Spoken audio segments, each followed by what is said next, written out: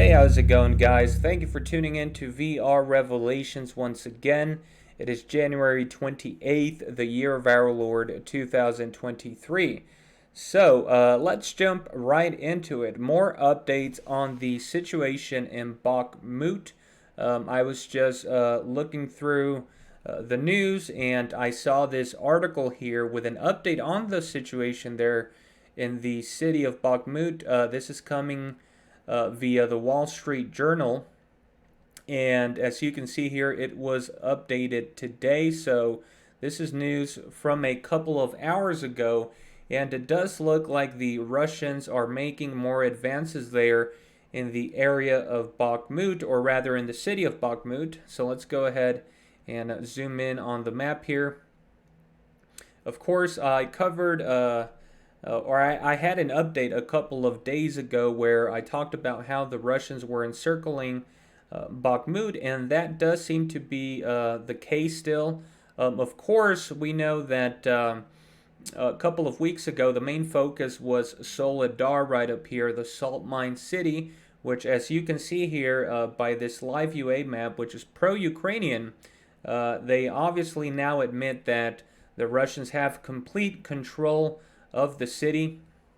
They've also been making gains up here near further to the west of Soledar, up here near Blagodatnoye. I do have another article here.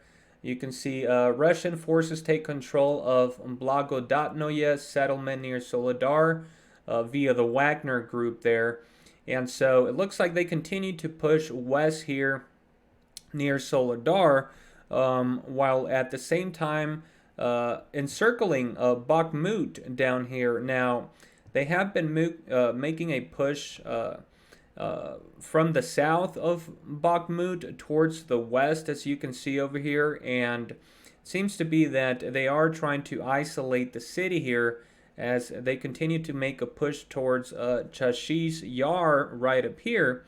And so at the same time, they are also pushing into the city here from the east of Bakhmut, as we're going to read in the article here. So let's go ahead and jump right into it. It says Russia escalated strikes on a town near the contested city of Bakhmut on Saturday as it sought to cut off Ukraine's supply routes and encircle the city, while Ukrainian officials warned of a major new Russian offensive in the coming weeks. Of course, I've been talking about this pretty much every time I'm giving updates on the situation, and other analysts on YouTube have also been talking about this because the Ukrainians have been saying since last year in December that they were expecting a major offensive. So that still seems to be the rumors here, or the expectation as we read. Inside Bakhmut, gunshots echoed from the east side of the river that bisects the city. So the river they're talking about is right here, guys. You can see it cuts across the city. So they're saying that gunshots are being heard on the east side. So you can see that the live UA map has the Russian forces along here. They're probably a little bit further up here since, again, this map is pretty biased. It's very pro-Ukrainian, so usually their updates are a little bit slow, but here's the city that they are talking about. So the Russian forces are continue to make their push while at the same time encircling the city here. Now, the United States has been warning the Zelensky government to pull the forces out of Bakhmut, but Zelensky has been very stubborn on this, and he hasn't. That's why it looks like the forces are going to, be encircled if they don't pull out, just like it happened to the north in the city of Soledar. So anyways, we see there, we read here, inside Bakhmut, gunshots echoed from the east side of the river that bisects the city. Waves of Russian troops were pushing in from the east, and 2 pontoon bridges across the river hit this week were passable only by foot, Ukrainian soldiers said. Ukrainians said they were fighting for each block, but were outnumbered and outgunned, and the Russians were slowly taking territory in the city. If we hold a building and they level it, of course we have to step back to another building, said one private from the 93rd Brigade who was resupplying troops around the city. He said the Ukrainians were outnumbered 10 to 1. My goodness. In some parts of the city. Both sides were firing less than they had been months earlier, he said, showing a general dwindling of artillery supplies after 6 months of a grinding battle for the city. Pickup trucks were being used to evacuate injured soldiers. It's really bad, he said, really hard. The sound of gunfire also came from the southwest, where the Russians were pushing to take the town of Ivanivska in an effort to surround Bakhmut, the Ukrainian soldiers said. So I did report a couple of days ago that I think Wagner forces had taken control of the Klashivka town down here. So you can see here the Live UA map actually has them advancing further west now. So, the forces are moving here on the south of Bakhmut, and pretty soon I'm sure they are going to begin to attack much harder here from the north. And again, they're going to encircle Bakhmut here. It's pretty close. That's why the United States has been warning the Ukrainians to pretty much let go of Bakhmut. But again, they've made a lot about this city, right? In previous years, it was supposed to be a stronghold for Ukrainian defenses and a very symbolic city. So once that falls, it will be very demoralizing on top of a strategic loss. So, anyways, let's keep on reading here. The sound of gunfire also came from the southwest, where the Russians were pushing to take the town of Ivanivsky in an effort to surround Bakhmut, Ukrainian soldiers said. Around a month ago, they changed their strategy. They realized we wouldn't let them go through the city, so they started trying to go around, said a National Guard lieutenant, speaking from a basement where a dozen troops were eating soup, chicken, and bread. The streets were all but abandoned just west of the river on Saturday. Cars full of soldiers sometimes sped by. So we have a picture here of 2 Ukrainian soldiers there in Bakhmut with an artillery launcher there. So yeah, looks like they're outnumbered 10 to 1. So, it's pretty much lost. They're just making a stance there, a last stance pretty much. The lieutenant said Russians were pushing from east, south, and north. For now, he said, his unit was holding their territory on the eastern front, but he added, we have a shortage of people. We have a shortage of hard weapons, grenade launchers, artillery. So they have a shortage of everything. Now remember, guys, just about a month ago, or last year in December, Zelensky personally went there to the front lines, to Bakhmut, to encourage his soldiers, right, to continue to fight for the city. And then right after, literally the day after, he flew to the United States for the first time since the war started. He left Ukraine and went and pretty much pleaded with the congressmen there in the United States for more weapons. And again, we just saw that the Western powers, along with Germany, did come to an agreement to send more tanks. But as I just talked about in my previous video, go check it out, Zelensky is saying that the timetable for when these tanks are supposed to arrive is just too long, and by the time they arrive, it's going to be too late. So the situation is really desperate, and I am expecting Bakhmut to fall here within the next week. That's just my prediction.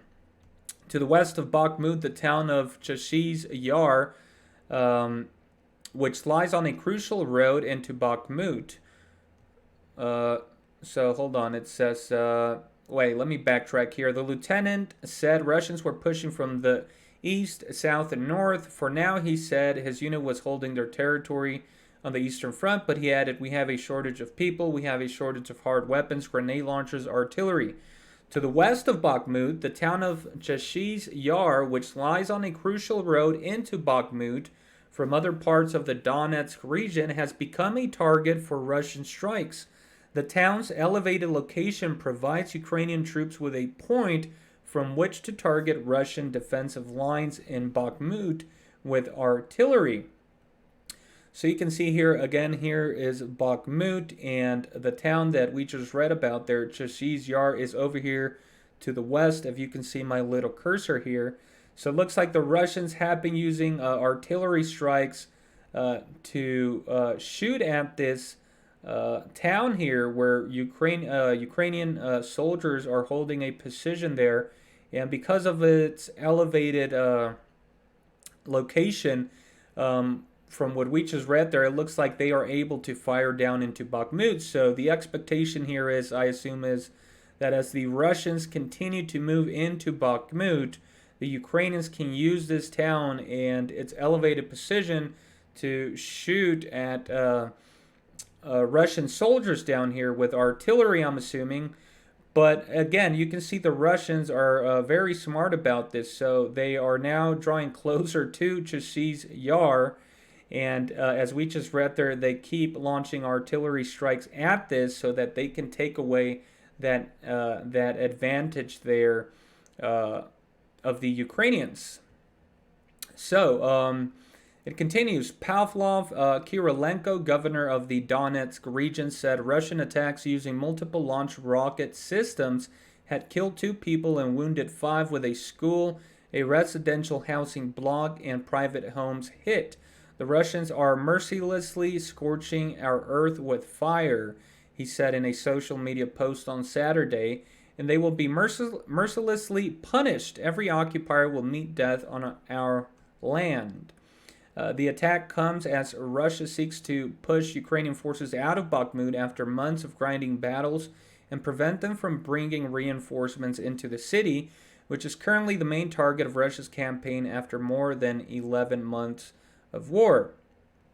So there you have it, guys. Again, this is coming to you via the Wall Street Journal. So this is a Western media news source here, and this information is pretty surprising from these sources, but you're not going to see this on CNN, on the cable news programs, right? They never cover the reality of the situation in these cities and the imminent loss by the Ukrainian army of them, because, again, it doesn't fit their narrative that Ukraine is doing well, that they're holding strong, that they're actually pushing the Russians back and regaining territory. It's all just a whole bunch of propaganda that the likes of what we saw in Iraq and Afghanistan and all these wars. And again, you can't blame them. This is just the history of mankind, pretty much. When nations go to war, they have their propaganda machine on full force, and they're not going to report on these things until it's absolutely undeniable. As we saw with Soledar, they kept denying that the Russians had taken control until it pretty much became undeniable.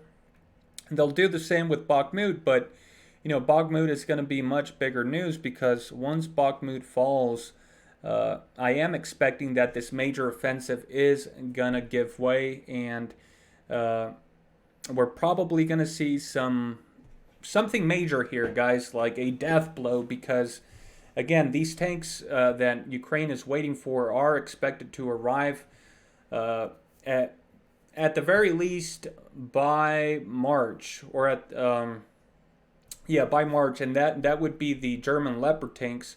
Now, if you go watch my previous video, the Americans said that their Abrams tanks will take many more months, and Zelensky said that they can't wait that long. It'll be too late by then. So you can see just how serious the situation really is, and I think that Bakhmut here is sort of going to be the catalyst here for what's going to be the downfall of Zelensky's government.